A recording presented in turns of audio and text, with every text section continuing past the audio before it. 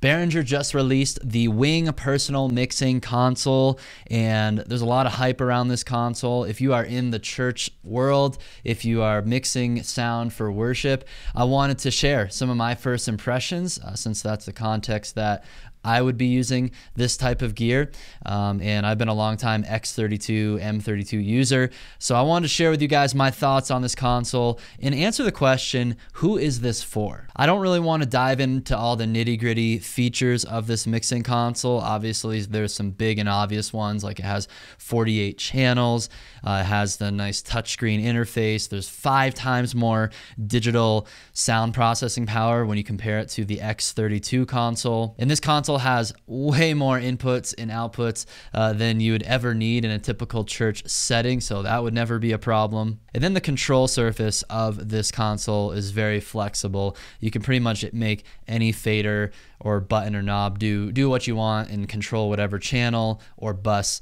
that you want to control. So lots of flexibility in this board. Another great thing about this console is how much they've expanded the inputs and outputs, and you may look at this and be like, wow, there's only 8 ins and 8 outs here on the back, plus your quarter inch aux ins and outs as well. But when you're getting a console like this, you really need to be using digital stage boxes, and now you can just plug a ton of them in. You can have, I think it's like 300 to 400 inputs and outputs can be connected to this console.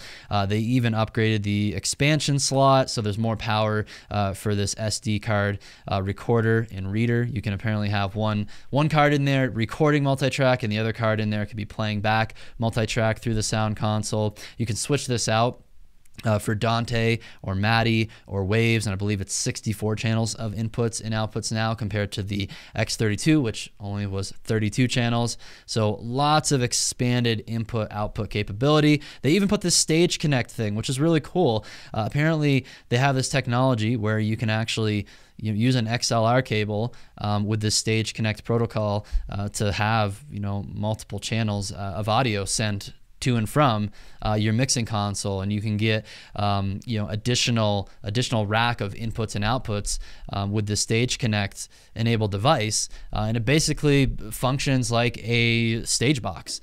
So that's really cool. Seems like a just kind of more cutting edge technology that there's probably not a whole lot of hardware supporting that quite yet, but I think we're getting there. So one of the big reasons I'm excited about this console is I've been really impressed with Behringer and what they produced with the X32 and then the M32 mixing console. That's really changed the game over the past 10 years. But it's been 10 years and we haven't seen much change. And I also feel like there's this gap when it comes to wanting to upgrade your mixing console and have some of these more professional features, have more processing power. If you had an X32, which is like a $2,000 console, it works great for the majority of churches out there, and you wanted to kind of upgrade to a more kind of mid-level sound console, previously, I would have recommended looking into, Allen & Heath SQ series of sound consoles.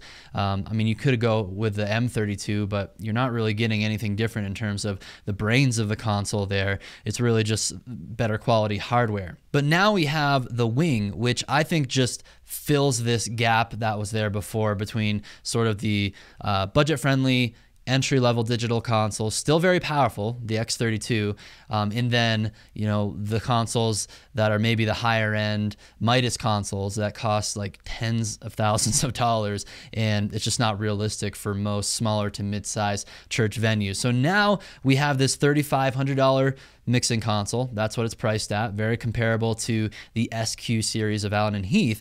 And if you want to have more channels, if you want to have greater flexibility, better processing power, and stay within that Behringer ecosystem, you can get the Wing, and it's going to be easy to swap that out, especially if you already have the Behringer digital snakes or Midas digital snakes that run off of the AES-50 protocol. Whereas before, if you switch to Allen & Heath or Yamaha or another make of mixing consoles, it just would have been a much more complicated and expensive upgrade because you would have had to also switch out all the digital stage boxes. So that's who I think this console is for. If you've been running the X32 for 5 to 10 years because it's been out since like 2012. That's when I first started using an X32.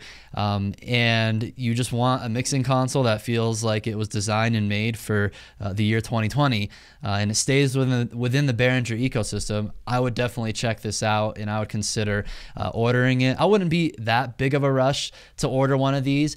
I would also maybe recommend waiting. Like, is there going to be a Midas Wing console where maybe they have better hardware? I don't really see how this could be much better.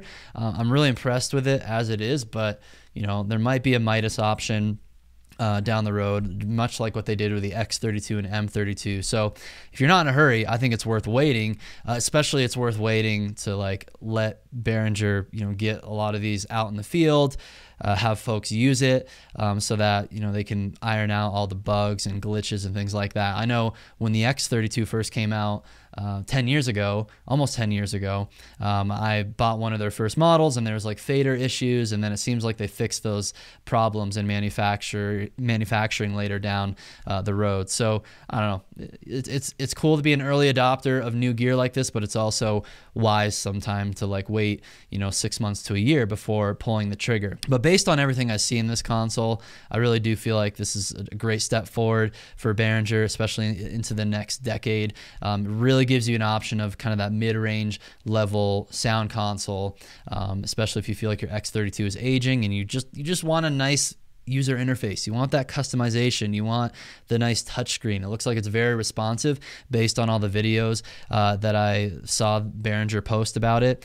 So I'm really excited to get my hands on one of these. Hopefully that'll happen in the next few months. I won't say that my church is going to upgrade. We're using the M32R right now. It's nice and portable, compact. It really does get the job done well. But for the purposes of this channel, I'm really hoping to get my hands on one of these to give it a try. So in conclusion, I really do think this is a great console for the price and all the features and capability and customization that it has. I wouldn't be in a rush to go sell an X32 or M32 to upgrade to this. Like I said, I think it might be prudent to just wait a few months, maybe even a year, to see how this one performs. And plus, I don't think the upgrade, especially in a church setting, you probably, before your X32, were using some old analog console, right? And going from that analog console to the X32 was a complete game changer.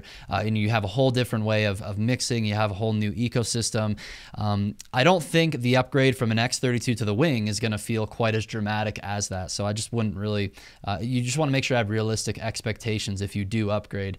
But there are some major advantages to a console like this. But I'm really impressed with this Behringer. I'm so pumped they came out with this. I can't wait to hear about your experience with this console. If you go ahead and get one of these for your church, be sure to let us know.